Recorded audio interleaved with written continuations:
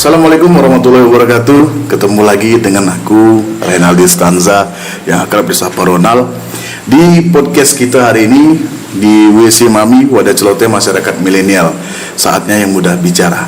Nah, di episode kali ini kawan-kawan milenial sekalian, sudah hadir di hadapan kami orang yang sangat istimewa, seorang petani, seorang yang lahir juga dari petani, yang biasa bertani, biasa berlumpur-lumpuran dan mencoba untuk memberikan yang terbaik bagi Kabupaten Oki dengan cara mencalonkan diri menjadi Bupati Kabupaten Oki 2024-2029. Siapa dia? Inilah dia.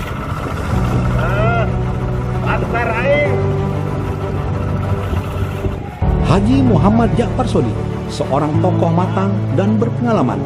Dari seorang petani di desa Makarti Mulia hingga menjadi wakil bupati Ogan Komering Ilir, ia memahami dengan nadi rakyat bersama Abdianto, pemimpin yang memiliki rekam jejak 4 periode sebagai anggota DPRD dan terakhir sebagai ketua DPRD yang memilih mundur pada periode kelima untuk mendampingi Haji Muhammad Ja'far Shodiq sebagai wakil bupati. Ya, Bapak Haji Muhammad Ja'far Shodiq. Selamat datang Bapak di podcast kami. Assalamualaikum. Waalaikumsalam warahmatullahi wabarakatuh. Ya, Pak, terima kasih Pak sudah hadir di sini. Menjadi satu kehormatan bagi kami untuk ngobrol langsung dengan Pak Shodiq terkait dengan pencalonan Bapak sebagai bupati, dan juga kami pengen tahu nih program-program apa dan visi misinya apa terkait untuk kemajuan Oki. Nah itu. Jadi kita rileks saja Pak ya. Jangan terlalu tegang. Karena kami juga kalau tegang ikut tegang juga Pak. Soalnya baru sekali ini Bapak berhadapan langsung dengan Pak Shodiq. Baru kali ini kami bertemu langsung, bertatap muka. Selama ini kita ketemu di lapangan kan. Nah kali ini di dalam ruangan WC Mami, di podcast WC Mami. Sehat Pak ya? Alhamdulillah. Sehat. Bapak kesini naik apa Pak? Ya kalau dari Mesuji jelas naik mobil. Oh kira naik pesawat. Belum ada Pak ya? Mudah-mudahan kedepannya itu. Amin insyaallah. Bandaranya karena jauhnya dari Lampung dan Palembang, mudah-mudahan kedepannya dengan kemajuan zaman ini di Mesuji sana ada transit, bandara transit Pak. Jadi Pak Shodiq, ini kami mau ini nih Pak, kan kemarin sempat viral nih, ada beberapa program Pak Shodiq yang kelihatannya seperti tidak masuk akal. Ada dari beberapa audiens yang waktu debat Pak ya, kayaknya seperti tidak masuk akal. Tapi menurut kami itu sah-sah saja dan masuk akal. Tapi pengennya hal ini Bapak jelaskan juga kepada kawan-kawan milenial yang dimanapun mereka berada yang menyaksikan podcast ini. Sebenarnya apa sih Pak maksud dari hilirisasi hasil perkebunan? Nah ini mohon pencerahannya nih Pak. Oke, ini loh dulu itu waktu memang itu habis itu kan ramai di media. Karena apa? Mereka belum paham. Iya. Mereka belum paham sebenarnya itu hilirisasi itu bagaimana, apalagi tentang perkebunan kelapa sawit. Yang saya sudah berkecimpung lama. Itu yang mulai penanaman tahun 1969 bahkan sampai sekarang replanting. Dengan replanting inilah akhirnya begitu sudah memahami tentang hal itu, kebetulan juga saya sudah pernah jadi kepala desa. Dengan kepala desa ini bagaimana supaya masyarakat itu penghasilannya nambah, dengan adanya alam yang macam ini bagaimana supaya masyarakat itu bisa tambah penghasilannya, kalaupun itu dikelola seperti kemarin saya sampaikan dengan BUMDes. Wah itu sangat luar biasa itu. Melalui BUMDes sampai saya itu sudah menyampaikan dengan beberapa teman kepala desa. Waktu dulu itu saya sampaikan, saya itu kepengen loh itu masyarakat itu ada tambahan-tambahan, dan Pak Kades nggak susah untuk membantu rakyat ke depannya. Gimana itu Pak Wabud? Nah ini Dengan adanya pembuatan pabrik mini itu justru akan menambah penghasilan petani.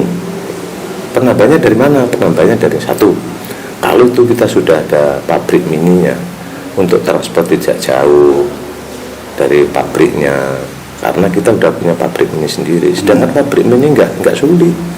Buat pabrik mini nggak terlalu mahal. Itu tergantung kebutuhan kita, kemampuan kita buat pabrik mini itu. Ada yang di situ hanya 100 juta sudah bisa mampu untuk mengelola brondolan tersebut. Ada yang harus 160. Tinggal kemauan dan kemampuan siapa yang mau buat pabrik mini tersebut.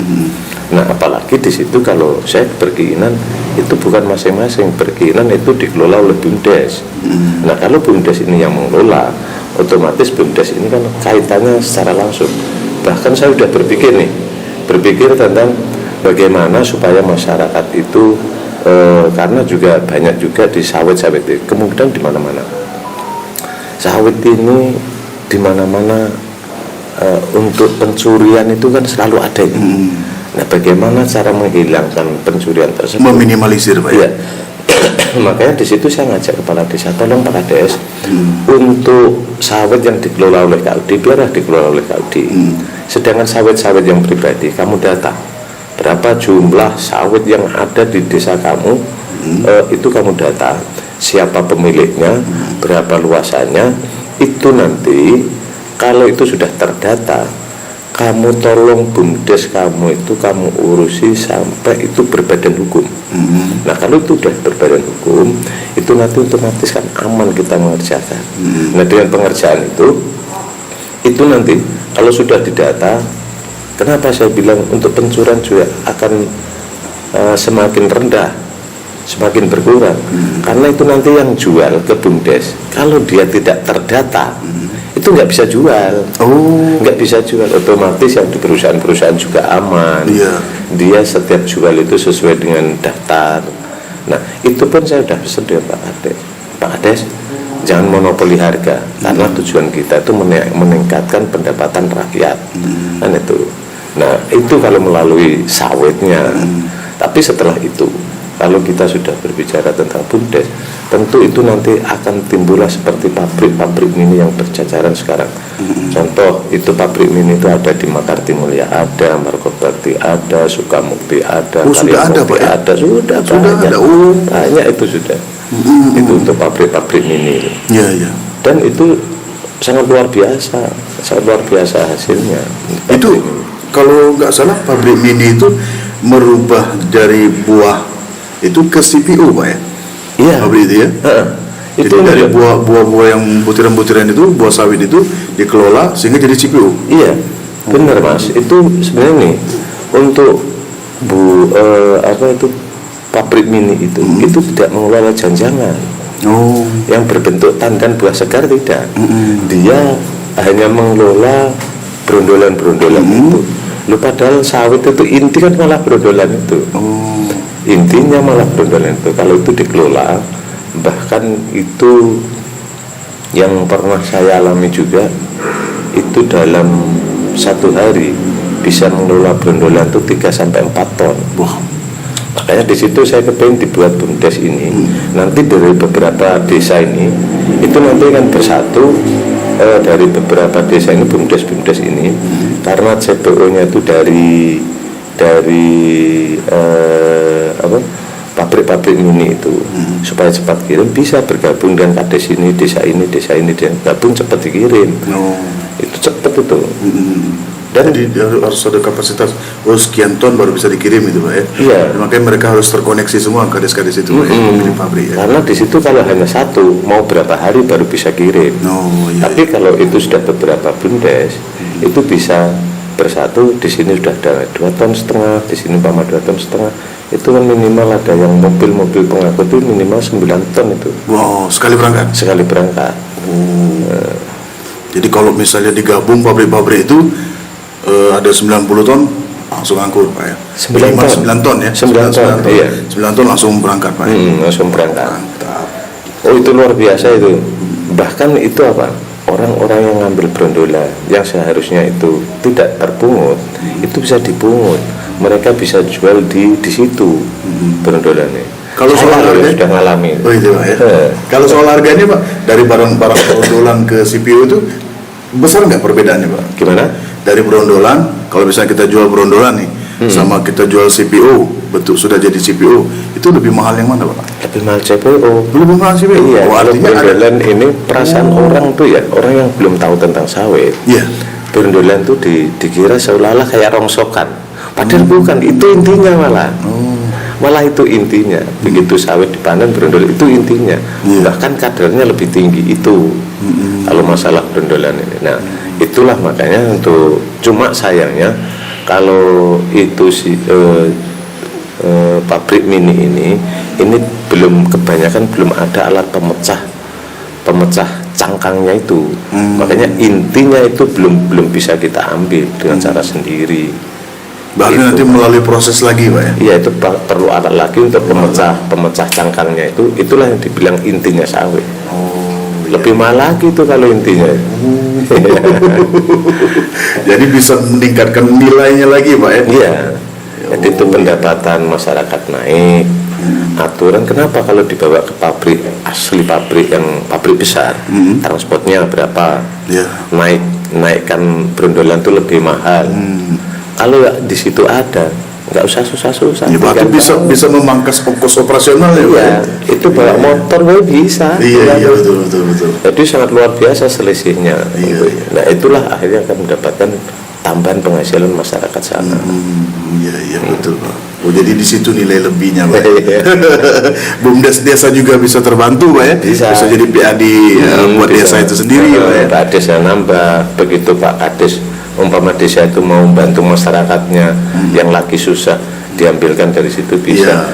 Karena saya ini udah pernah jadi kepala desa, jadi tahu persis. Iya betul. Iya benar. Yang tadinya memanfaatkan dana desa Didik Adidi tadi, kalau misalnya ada BUMDes bisa memanfaatkan dana dari situ Pak ya? Iya. Hasil dari situ Pak ya. Jadi tidak mengganggu itu tadi ya. Iya betul Pak. Nah ini tadi masalah hilirisasi perkebunan nih Pak ya.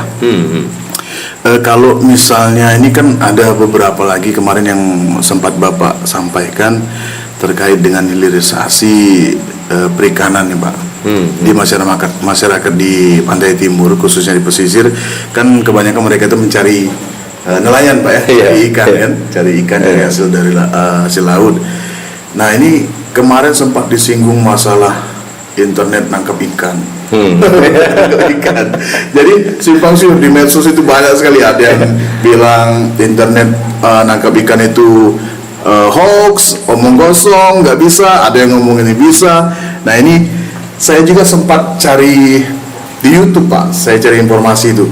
Oh ternyata memang benar. Ada loh internet untuk mencari ikan itu berupa aplikasi. Dan saya lihat aplikasinya namanya Fish On.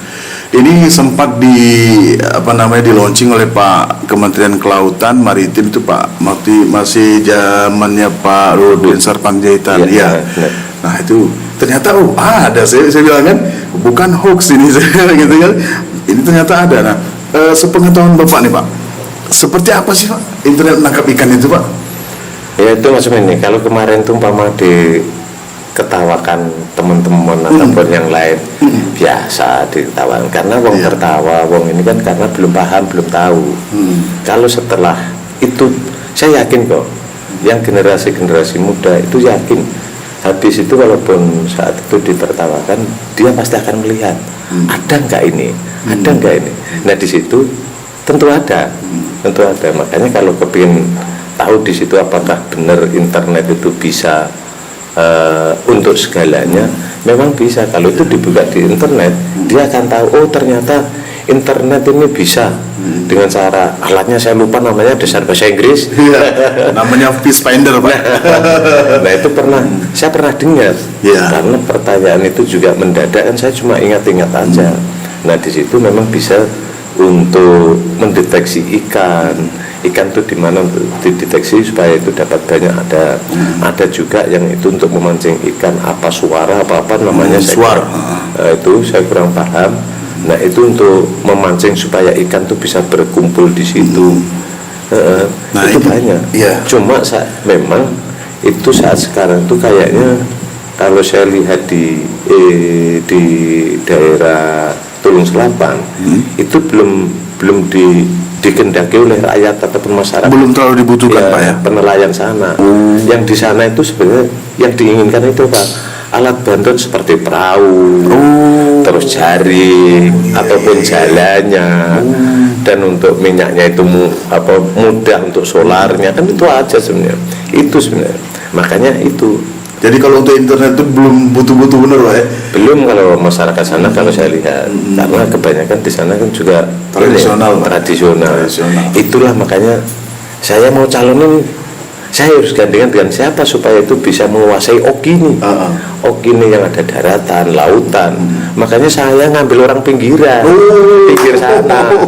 Yang laut itu urusan Pak Hadianto, sebenarnya pasti dia paham. Benar Pak. Makanya saya ngambil Pak Hadianto sebagai wakil, saya sebagai bupati. Kalau masalah pertanian dan perkebunan saya, kalau masalah perairan ataupun perikanan, saya yakin Pak Hadianto paham. Jadi ini gabungan antara lintas timur dan pantai timur, petani dengan nelayan. Jadi yang lebih dibutuhkan itu Pak ya, bukan internet tadi Pak ya? Bukan, karena belum juga ini di sana. Dan internet itu kan memang benar itu untuk di laut loh, bukan untuk di kolam loh. Nanti kadang-kadang kawan-kawan ya, waktu itu memang orang itu kurang paham hal itu, makanya langsung tertawa setelah itu dibilang, oh carinya pakai internet. Ya karena dia dulu paham. Tapi saya yakin setelah itu teman-teman itu buka internet, baru dia, kalau dia mau jujur pasti hati, ada benar yang disampaikan ternyata Pak Sodik yang tani kok tahu ya dari mana, padahal dia sekedar pas pertemuan ada berita ada ini. Saya ingat, makanya di situ spontan saya sampaikan itu untuk jawaban. Jadi yang lebih dibutuhkan bukan itu Pak ya. Setelah Bapak ke sana tetap langsung dengan masyarakat Pantai Timur, Bapak dialog langsung, ternyata bukan itu Pak ya. Bukan itu. Tapi jaring, kapal-kapal kecil, infrastruktur juga Pak ya. Perlu. Makanya di sana kemarin yang Pak Hadianto nyampaikan kalau bisa itu kan di sana dibuatkan tempat lelang ikan kan itu. Tapi itu yang saya dapat informasi itu dulu sudah pernah ada, tapi nggak bisa jalan karena apa? Infrastrukturnya yang belum terbangun, yang belum terbangun. Itulah makanya saya sendiri dengan Pak Hadianto selaku calon wakil bupati di situ berjanji dengan rakyat sampai tahun 2027 rampung jalan arah ke sana. Kalau jalan arah ke sana sudah rampung, kehendak apapun kemauan masyarakat seperti kalau di perairan dia butuh untuk tangkap ikan harus ada perahu, ada jaring dan lainnya itu mudah, mudah itu. Jadi lebih mempermudah mereka Pak ya. Dengan ada infrastruktur yang baik, mereka bisa mencapai hasil yang lebih besar dan juga bisa meningkatkan PAD mungkin Pak ya. Nah kawan-kawan milenial, sambil kita ngobrol, ini kita break dulu sebentar. Mungkin ada iklan yang nak lewat. Siapa tahu ya ada endorse. Kami juga nak ngopi dulu, nak ngodut dulu ya. Oke, kita lanjut lagi. Tetap di WC Mami, wadah celoteh masyarakat milenial. Saatnya yang muda bicara.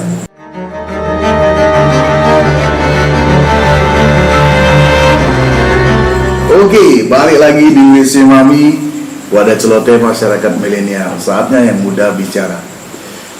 Tadi seru ya obrolan kita tentang perkebunan, tentang perikanan. Wah, luar biasa pengetahuan calon bupati kita nih, Pak Ja'far Sodik. Nah sekarang Ronald pengen nanya nih Pak. Tadi kan Bapak sudah menjelaskan perkebunan, perikanan. Ini saya dapat informasi bahwasannya Bapak ini seorang ahli petani nih Pak. Ahli sawah menyawah. Nah ini bagaimana sih Pak tanggapan Bapak?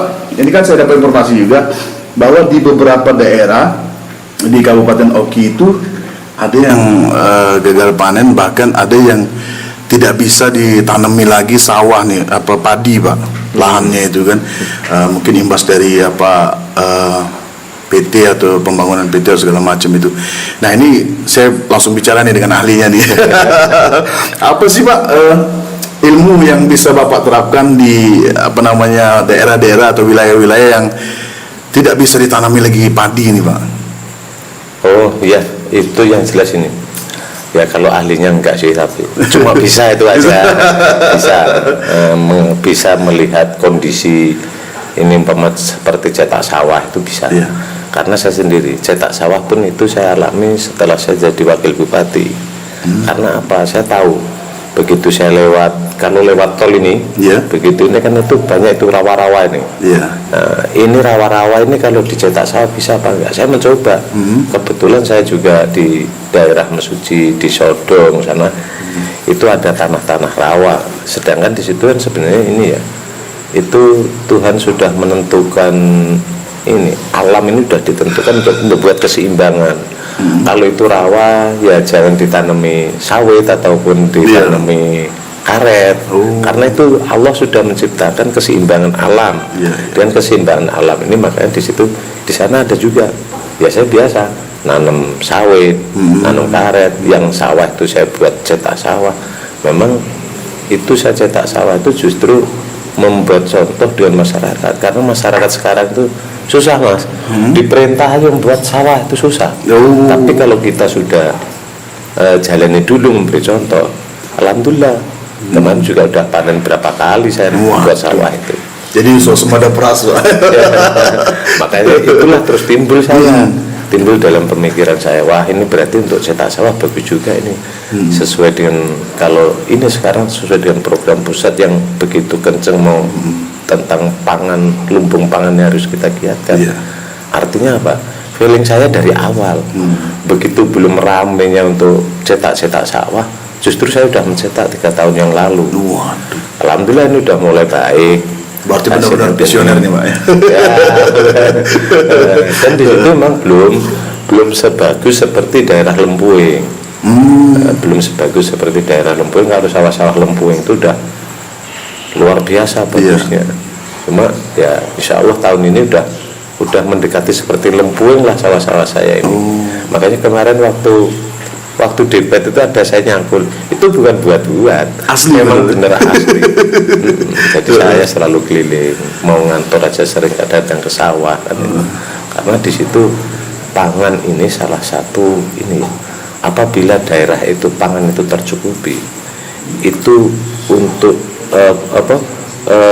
kerusuhan ataupun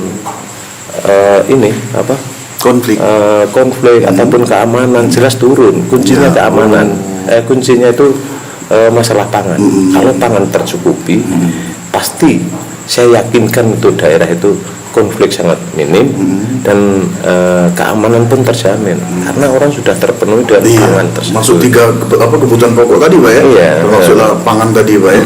Sandang, pangan, papan itu tadi. Salah satunya pangan. Makanya kalau kita sambungkan lagi dengan ini ya, dengan yang tadi sempat cerita tentang BUMDes, kalau kita sambungkan di situ, memang waktu saya nyampaikan dan teman-teman kepala desa itu, Pak kalau Lempuing gimana? Lempuing saya yang mayoritas petani sawah, apakah bisa juga itu dibuat seperti melalui BUMDes?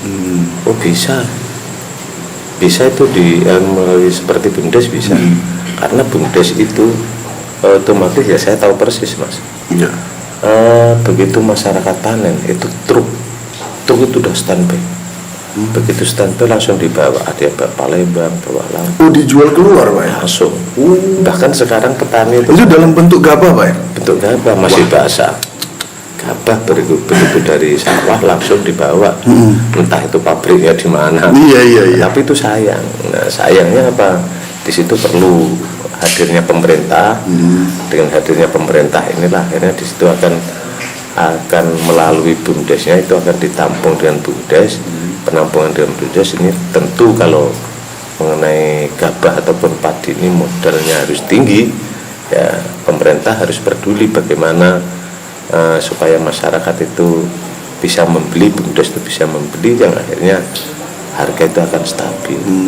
Jadi salah satu untuk menekan harga tinggi, jadi harga beras yang ini tadi Pak, Itu dengan adanya hilirisasi Pak ya, Iya. membangun pabrik-pabrik Itu pengolahan kan pas beras. panen tuh Mas, gabah kan murah di sana. Kalau pas panen, tapi kelang berapa hari udah begitu rampung panen udah mulai mahal lagi. Ya mungkin karena dijual itu tadi Pak ya. Karena dulu kalau zaman Pak Harto, zaman Pak Harto diminta seluruh masyarakat punya lumbung kalau dulu. Iya. Lumbung padi. Jadi ada stok. Lumbung padi yang akhirnya di situ ada yang dijual, yang untuk makan sendiri ada kalau zaman dulu. Tapi kenapa bedanya sekarang? Kalau zaman dulu itu panen dalam setahun itu paling baru sekali. Kemajuan zaman ini, betul, bahkan ilmu-ilmu teknologi ini panen bukan hanya 2 kali, bisa 3 kali. Bisa 3 kali, betul Pak. Iya, yang kemarin saya obrolin waktu Pak Menteri turun dulu. IP 200, IP 300 istilahnya Pak. Iya benar Pak. Jadi memang penting Pak hilirisasi di bidang pertanian itu Pak ya. Itu terutama untuk menekan itu tadi ya. Sangat penting. Penting Pak. Nah ini ada beberapa wilayah nih Pak di Kabupaten Oki, seperti di Kecamatan SP Padang, itu ada beberapa lahannya yang tidak bisa ditanami lagi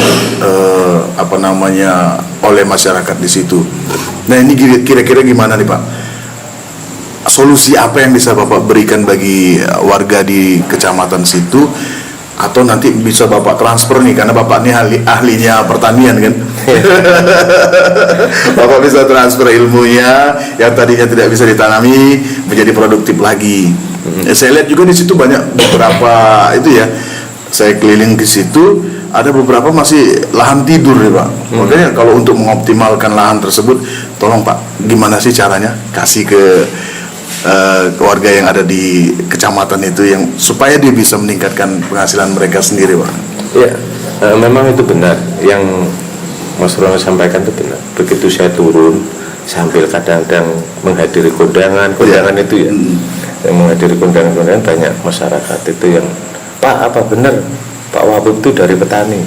Saya tuh pernah dari Tulung Selapan itu diadang masyarakat. Bukan nanya apa-apa, cuma kepingin sejarah cerita apa benar Pak Wahab waktu jadi Wahab gitu ya. Apa benar Pak Wahab itu seorang petani. Saya hanya diminta untuk cerita tentang itu. Benar saya bilang. Nah makanya kalau yang seperti saya turun sambil kondangan itu banyak seperti di SP Padang, terus di Jejawi dan seputarannya itu kan lokasi-lokasi yang seharusnya itu sawah. Bahkan ada yang cerita, Pak, dulu itu Pak bisa tanami semangka Pak. Nah sekarang jangan kan nanam semangka Pak, nanam padi aja nggak bisa. Nah kenapa? Apa anak-anak nggak mau lagi diajak nanam? Bukan itu Pak, bukan masalah nggak mau, karena kondisinya Pak, kondisinya sekarang nggak bisa ditanami, tapi ini banjir. Oh ya sudah, kalau ini itu mudah sih sebenarnya kalau masalah banjir itu untuk menanggulanginya. Nah, itu saya sempat tanya berapa luasan hamparan itu sempat saya tanya dengan masyarakat. Nah, itu seharusnya dibuat parit, dibuat sungai. Kalau itu dibuat sungai itu sudah dibuat semacam kanal Pak ya? Iya, semacam kanal.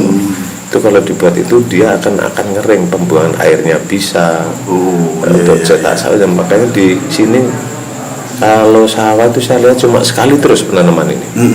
Nah itu kemarin sempat masyarakat tanya, bisa ini yang kemarin sudah nggak bisa nanam beberapa tahun ini, ayo malah saya aja umur, jadikan dulu saya bupati jadi sawah kamu ini. Benar. Karena saya sudah pernah mencetak sawah sendiri, saya tahu kondisi macam ini cara cetak sawahnya. Jadi jadikan dulu ya, jadi dengan nantinya Pak Sodik dan Pak Abdianto itu jadi bupati di 2024-2029, maka pemerintah akan hadir. Jadi kawan-kawan wilayah jangan takut, kasih tahu orang tuanya bahwasanya lahan yang tadinya tidur tidak bisa digarap. Nah insya Allah nanti dengan hadirnya Pak Sodik dan Pak Abdianto itu bisa lagi ditanami. Tolong Pak nanti ditransfer ilmunya. Ya, tentu itu untuk pertanian ini memang yang saya sampaikan tadi ini sangat penting sekali.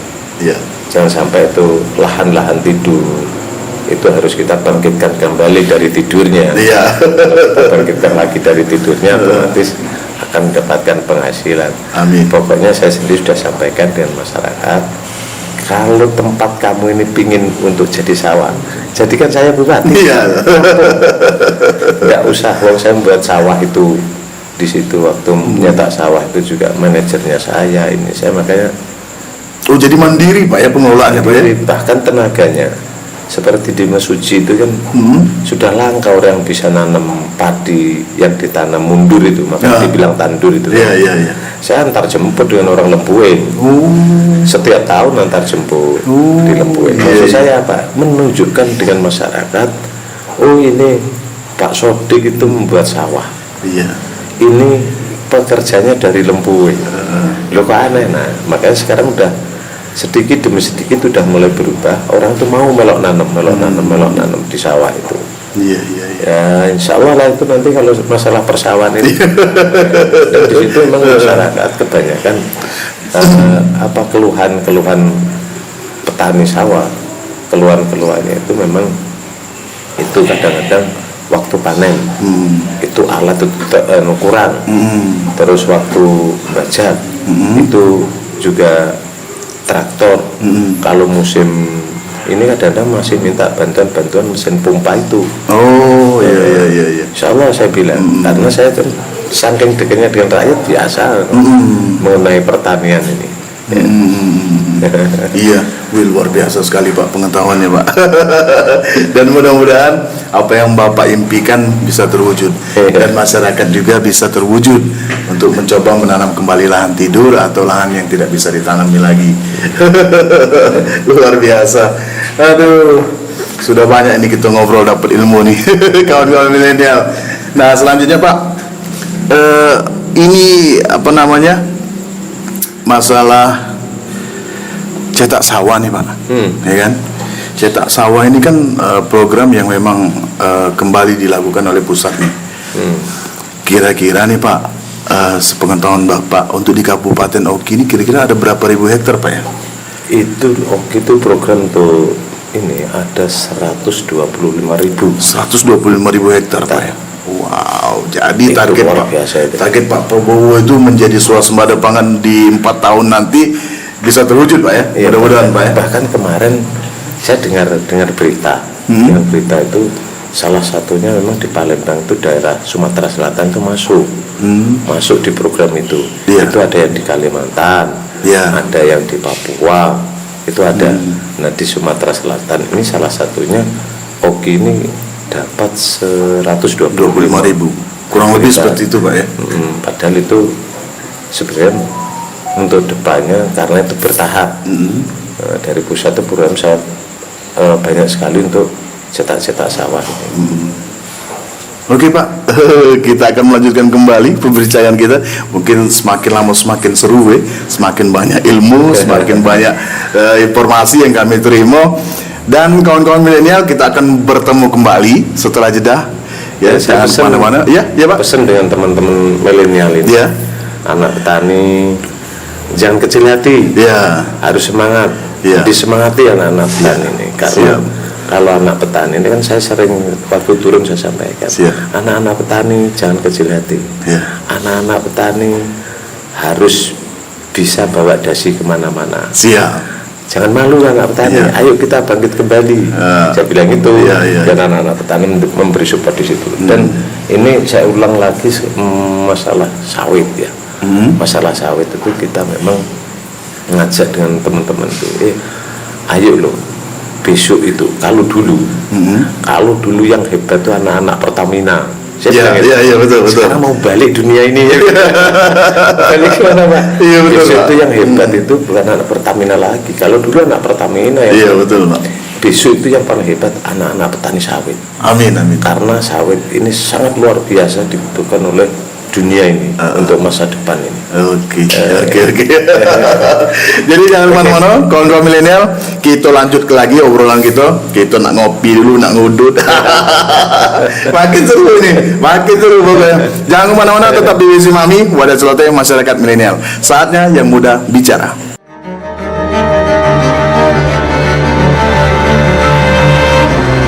Di Wadah Celoteh Masyarakat Milenial, saatnya yang muda bicara. Nah ini Pak, kita lanjut lagi ngobrolnya. Ini semakin asik. Ini Pak ya, ini mohon maaf sebelumnya Pak. Iya. Kami kan taruhlah ikut atau mengikuti informasi di lapangan, baik itu di medsos ataupun di platform-platform yang lain, itu TikTok atau Facebook segala macam itu Bapak tuh sering dibully Pak. Iya, sering dibully. Tapi kok sampai sekarang Bapak tuh masih biasa-biasa aja. Tidak ada istilahnya itu serangan balik atau gimana gitu kan. Tapi tetap cool, tetap santai menanggapi itu. Ini saya mau bertanya-tanya nih. Apa sih Pak rahasianya Pak? Kok bisa sesantai itu, setenang itu Pak? Oh itu kalau masalah dibully bahkan dihina itu ya bagi saya biarlah mereka, karena mereka tidak paham dan memang yang saya jalani ini sulit orang menjalani, sangat-sangat sulit. Orang tuh biasanya kan emosinya tinggi, kapan ini langsung ditanggapi, emosinya tinggi, nafsunya tinggi. Kalau saya sudah pelajari, karena saya sudah belajar tentang kesabaran. Tentang kesabaran ini saya pelajari, makanya di situ ya memang orang-orang ataupun teman-teman yang bully ini kan nafsunya tinggi nih, karena nggak diimbangi dengan hati. Makanya itulah yang sering saya sampaikan di mana-mana, buatkan konstruksi kemanusiaan. Nah konstruksi kemanusiaan itu apa? Selagi itu bentuk wujudnya manusia, ayo kita saling menghargai dan menghormati. Tapi kalaupun toh itu ada yang bully ataupun yang lain, silahkan, nggak masalah bagi saya itu, karena orang yang dibully ini juga justru akan terangkat ini. Amin. Iya, karena contoh aja macam ini Mas, seandainya orang itu mau dijatuhkan, ya pasti orang itu tinggi. Iya. Orang itu dijelek-jelekin, dihina, berarti orang itu baik. Kan itu. Kalau saya ngambil kunci di situ, makanya nggak heran, biarlah orang berbicara tentang apa, silahkan. Saya nggak peduli dengan hal itu, karena saya tetap berprinsip bahwa semuanya itu ya semuanya kehendak Allah sih. Orang mainnya juga kehendak Allah, semua kehendak Allah. Kalau nggak diizin oleh Allah, nggak mungkin dia bergerak hal itu. Ya intinya kalau orang bully itu karena tidak tahu yang apa sih tujuan saya, terus apa sih kok kesabarannya tinggi. Saya kan diuji kesabaran nih Mas. Kalau itu umpama saya jawab saya ini, berarti saya itu gagal produk kesabaran ini. Sedangkan saya sering nyampaikan, ayo kita selalu sabar. Sabar ini akan sebagai pemenang itu karena kesabaran. Sabar itu nggak ada musuhnya. Kan itu orang yang bully capek tuh akhirnya. Nggak mungkin nggak capek dengan kesabaran saya. Secara tidak langsung juga mereka itu mempromosikan kita. Karena itu makanya saya tuh bahkan saya sampaikan, kesabaran itu merupakan suatu pelengkap keimanan.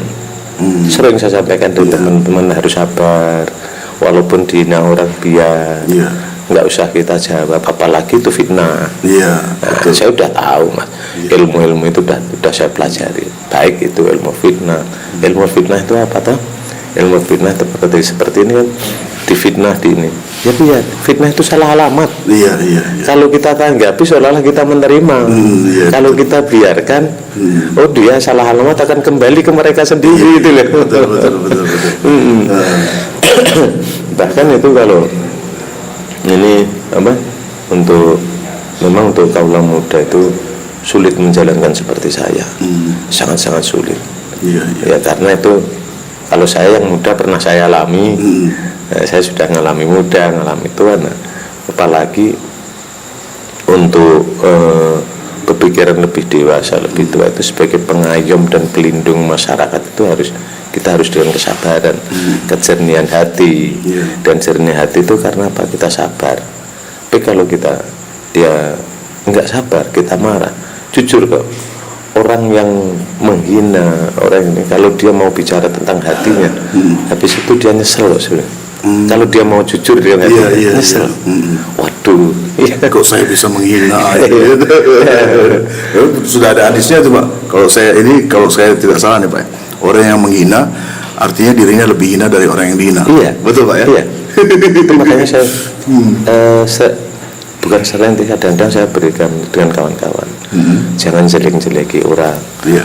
Orang itu kalau dijelek-jelekin bukan yang dijelekin yang jelek, yang jelek-jelekin yang orang ngatain itu bukan yang dikataui yang jelek, yang ngatain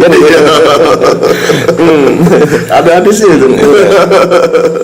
Iya benar Pak. Kalau boleh aku ngutip kata-kata Ahmad Dhani itu Pak. Jadi sempat aku lihat di YouTube, kalau misalnya kita dibilang tolol, ya kita nggak usah gubris. Kenapa? Karena saya pinter, bukan saya tolol. Bisa tolol kamu Ronald, diem baik. Ngapa ya? Karena kita tidak tolol, kita tidak ada itu. Itu Pak kalau boleh mengutip Ahmad Dhani.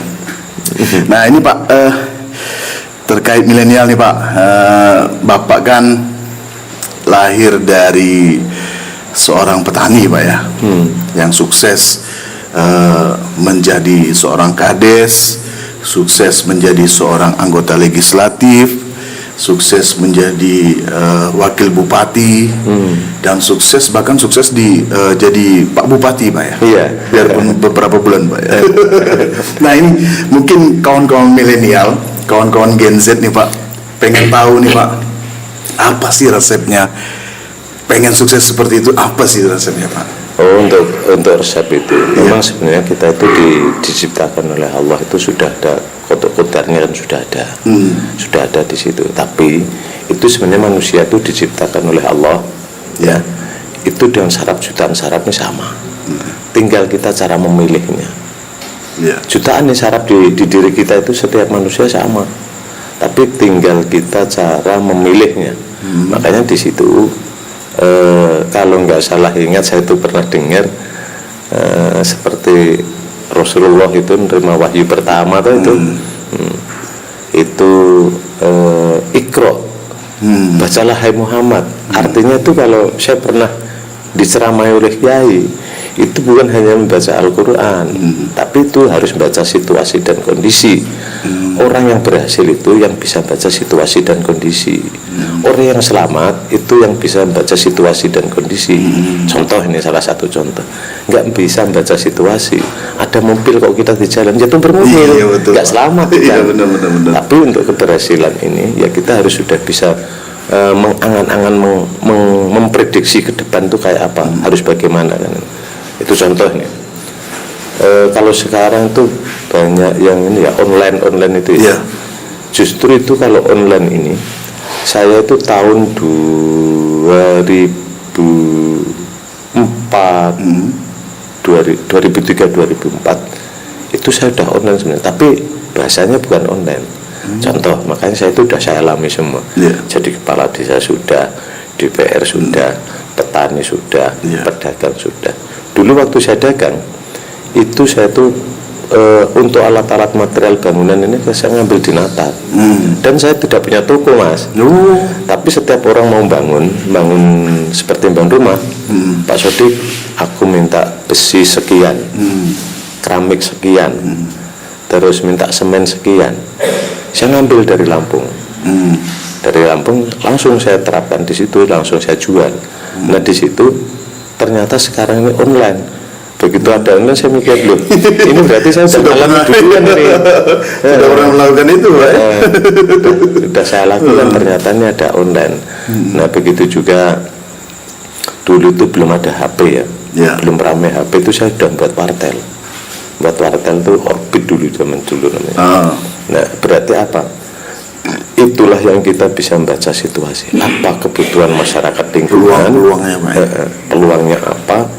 Ya contoh lagi, waktu jadi kepala desa, masyarakat mau hajatan, tenda nggak ada, saya buat tenda. Ini kebutuhan untuk lingkungan. Jadi baca situasinya macam itu. Buat tenda, buat panggung. Bahkan di situ alhamdulillah itu tenda itu luar biasa. Dan saya tidak menekan harga, justru saya memberi keringanan dengan masyarakat. Ternyata juga menyerap tenaga. Banyak ini. Membuka lapangan kerja Pak. Di situ kalau ditanya kenapa sih kok Pak Sodik itu dihina, ini masih santai Bagi saya itu Ya sudah, biar dia, karena belum paham itu Iya. kalau saya, dia nanti akan capek sendiri. Tapi kalau saya tanggapi, oh malah kemana-mana. Iya. Seperti peribahasa, tak kenal maka tak sayang, Pak. Makanya harus lebih kenal, kawan-kawan. Ya, inilah anak calon bupati gitu. Jadi kalau kenal, yo insya Allah sayang. Cuma kalau tak kenal, maka tak sayang. Itu betul kan? Nah, Pak Sodik, ini aku manggilnya Pak Sodik, tidak apa-apa ya. Saya tuh basing kok. Kalau justru saya tuh kepengen macam itu. Jadi masyarakat itu kalau saya dipanggil, ada yang manggil Pak Haji, ada yang manggil Pak Wabub, ada yang manggil Pak Sodik, itu justru kelihatan. Kalau saya dipanggil jabatan tuh malah susah sebenarnya. Susahnya apa? Artinya orang itu kurang dekat dengan saya. Oh, Tapi iya, kalau iya. dipanggil Pak Haji ataupun Pak Sodik itu kelihatan kedekatan. Itu yang saya harapkan. Oh, iya, iya, iya. Ini Pak, terkait dengan apa namanya, pesan-pesan tadi sudah Pak ya untuk kaum milenial. Nah ini masalah untuk meyakinkan nih Pak, supaya kawan-kawan milenial atau kawan-kawan Gen Z nih ya Pak ya, untuk bisa menentukan pilihan atau menjatuhkan pilihan ke Bapak. Nah ini apa Pak? Apa yang mau Bapak sampaikan sehingga mereka bisa tertarik untuk memilih Bapak di pilkada yang akan datang? Oh ini, kalau itu memang saya itu kan melihat masyarakat waktu saya turun, saya kan banyak ditanya ini, Pak, Bapak ini jadi wakil bupati juga masih main wae, nggak ada beda.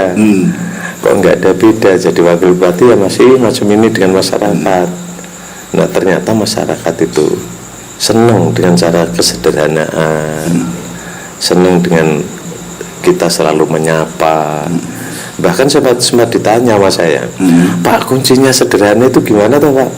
Dengan orang-orang kok biasa itu gimana? Kuncinya di mana? Ya itu saya jawab. Salah satu contoh pernah juga itu waktu hitanan massal. Itu yang hitanan massal itu dari PLN. Saya sempat ditanya itu, Pak, bagaimana ini kok Bapak sampai jadi wakil bupati dengan orang masih biasa, kesederhanaan masih terjaga terus, ini kuncinya apa kan itu ya? Saya jawab, saya itu sebenarnya kalau di pendidikan sekolah itu nggak ada yang hal itu nggak ada. Cuma saya itu sering mendengarkan fatwa-fatwa ataupun ceramah-ceramah itu yang saya dengar. Makanya ya jujur, saya memimpin mulai kepala desa, ikut di DPR sebagai anggota dewan, dan bahkan sebagai wakil bupati. Itu saya itu hanya belajar mengenai sejarah, sejarah baik itu sejarah para pejabat ataupun pemimpin yang dulu, sejarah para raja. Contohnya ini, saya yang ditanya, kenapa kok masih sederhana, dengan siapapun Bapak menghormati. Saya itu ya, saya ini jawabnya, oh itu saya pernah dengar. Saya tuh pernah dengar sejarah cerita yang diceritakan salah satu kiai. Jadi itu macam ini, ada salah satu sahabat waktu dulu itu mau sholat malam di Masjidil Haram. Itu sahabat itu kan kalau di Mekah sana ataupun di Arab itu pakai baju gamis ya namanya ya, baju gamis. Nah ternyata di situ pas lewat mau ke Masjidil Haram itu ada anjing, ada anjing. Nah sahabat itu diangkatlah gamisnya ini. Begitu gamis diangkat, atas kehendak Allah anjing itu bisa bicara. Hai sahabat, kenapa gamis kamu angkat? Apa karena ada saya? Saya diciptakan oleh Allah memang sebagai anjing. Najis saya itu najis muwaladah, tapi najis saya najis muwaladah ini, sahabat, masih bisa dicuci dengan air 7 kali ataupun dengan tanah 7 kali. Tapi kalau najisnya hati kamu, mau dengan apa sahabat? Mau nyucinya, sujud loh sahabat, nangis di depan anjing tersebut. Nah itu artinya apa bagi saya? Bagi saya inilah, jangankan sesama manusia, sesama hewan pun harus kita menyayangi Pak ya? Menyayangi. Bahkan itu terjadi juga waktu saya haji. Oh. Waktu haji terjadinya di mana? Ini waktu wukuf di Arafah. Itu kan nggak boleh digigit nyamuk, dibunuh, nggak boleh ngambil ranting daun juga nggak boleh. Artinya alam ini semuanya ternyata juga bisa bicara dengan Sang Pencipta. Nah itu dasarnya saya dengan siapapun nggak ada bedanya, nggak ada bedanya. Walaupun itu masyarakat kecil, ya karena tetap yang saya sampaikan tadi seperti cerita-cerita itulah untuk dasar saya. Artinya saya harus tetap menghargai dan menghormati siapapun orangnya, bentuk apapun, itu harus kita hargai dan hormati. Nah di situ akhirnya timbullah masyarakat ini dengan kecintaan terhadap saya. Nah, cintanya dengan saya karena salah satunya kesederhanaan tersebut. Jadi itulah sederhana merakyat. Oh jadi itu arti dari sederhana dan merakyat itu, Pak, ya? Luar biasa sekali, Pak. Maaf Pak, ini saya minum dulu Pak ya. Minum dulu kawan-kawan. Kebetulan belum masuk ini iklan. Makanya kita lari ke mereknya ini kan. Kalau kita pasang mereknya kenal kita. Lemak dia promosi lagi. Nah jadi Pak, ini sudah masuk debat kedua Pak ya.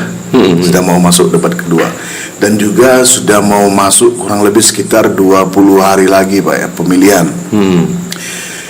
Saya pengen Bapak menyampaikan kepada seluruh masyarakat Kabupaten Oki, maaf, itu baik Gen Z, milenial maupun yang senior-senior,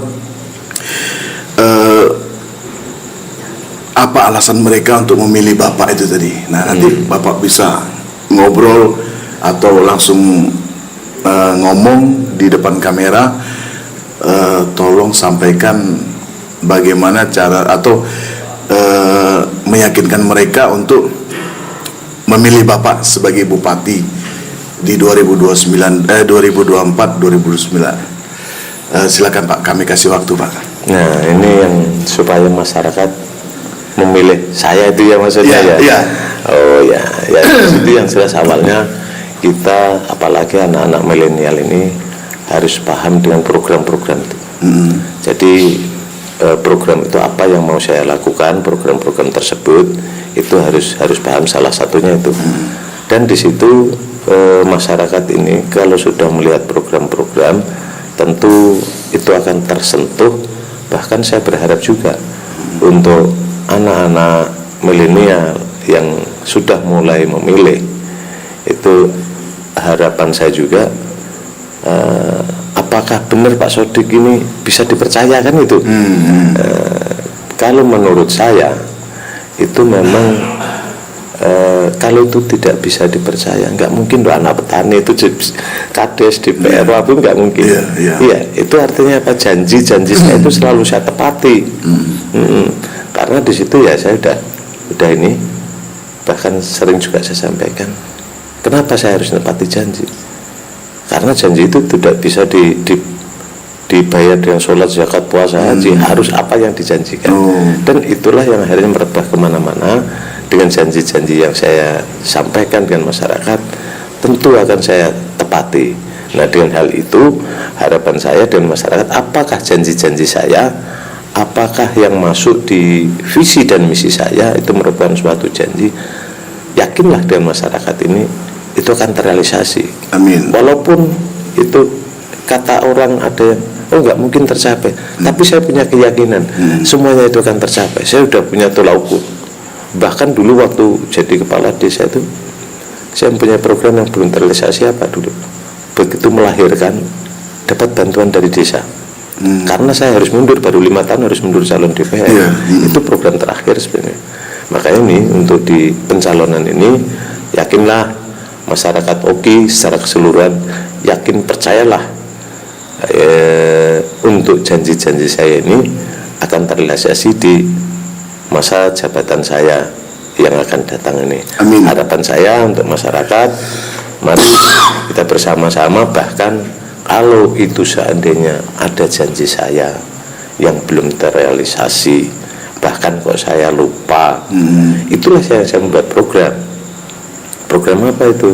Dalam 1 bulan saya itu kepengen mengadakan pertemuan di pendopo ini, karena pendopo itu juga salah satu rumah rakyat. Iya, betul. Nah, itu nanti kalau seandainya saya janji kok terlupakan, di situ masyarakat bisa menyampaikan. Nah, itu untuk mempermudah hubungan dengan rakyat. Oleh karena itu saya sangat berharap kepada masyarakat Ogan Komering Ilir, ayo untuk Pilkada 2027 yang Pilkada tahun 2024 yang jatuh pada tanggal 27 November besok, ayo kita ciptakan suasana itu dengan kondisi yang aman, nyaman, dan mudah-mudahan juga dapat pemimpin yang amanah. Amin. Nah, dengan pemimpin yang amanah ini, saya yakin dan percaya itu, kalau bagi saya seyakin-yakinnya feeling itu sudah ada. Amin. Makanya masyarakat jangan khawatir, dan feeling sudah ada. Feeling dan nama-nama angka-angka itu bagi saya sudah merupakan suatu gambaran yang di situ saya dulu calon dapat nomor 1 wakil, dan ini juga nomor 1, itu merupakan suatu gambaran. Makanya untuk masyarakat Ogan Komering Ilir, ayo bersama-sama untuk memilih pasangan jadi ini. Yakinlah pasangan jadi ini yang berpengalaman, yakinlah pasangan jadi ini yang berkolaborasi yang tepat antara Pantai Timur dan Lintas Timur akan mengangkat. Karena salah satu yang sering saya sampaikan wajah Ogan Komering Ilir itu ada di Kayu Agung. Kalau wajahnya cantik, saya yakin penyanggah-penyanggah seperti kecamatan sebagai penyanggahnya itu pun akan cantik. Amin. Tidak mungkin hanya cantik wajahnya, tapi untuk yang lainnya tidak cantik ataupun tidak pantas kita lihat. Amin. Oke, terima kasih Pak Sodik sudah menyempatkan waktu. Terima kasih banyak sekali, karena di tengah kesibukan Bapak bisa menyempatkan untuk hadir di podcast kami ini, dan mudah-mudahan apa yang Bapak cita-citakan, Bapak harapkan bisa Bapak doakan bisa diijabah Allah. Amin. Amin ya rabbal alamin. Oke, kawan-kawan milenial, sampai di sini dulu perjumpaan kita di podcast kita kali ini dengan bintang tamu atau narasumber Pak Haji Muhammad Ja'far Sodik, calon Bupati Kabupaten Oki 2024-2029. Jangan lupa ya kawan-kawan milenial, kawan-kawan Gen Z, ya umak-umak, bapak-bapak untuk hadir di TPS. Jangan golput, tentukan pilihan mana yang terbaik. Ya kan? Sudah menyampaikan visi misinya, mana yang untuk kemajuan Oki yang akan datang. Mudah-mudahan apa yang menjadi pilihan Bapak Ibu sekalian atau kawan-kawan milenial Gen Z itu menjadi pilihan yang terbaik untuk kita semua. Sekian, kita akan berjumpa kembali dengan acara yang sama, dengan channel yang sama di Cimut TV. Ya, jangan lupa ya, Cimut TV. Oke, terima kasih Pak Haji Muhammad Ja'far Sodik sudah hadir. Oke, terima kasih banyak. Maaf kalau seandainya nanti ada waktu lagi, saya siap. Silakan Pak. Kalau bila perlu tanya dengan masyarakat, masyarakat tuh maunya apa biar bisa saya jawab sekalian. Siap, oke Pak. Siap. Kami nantikan kehadirannya selanjutnya Pak.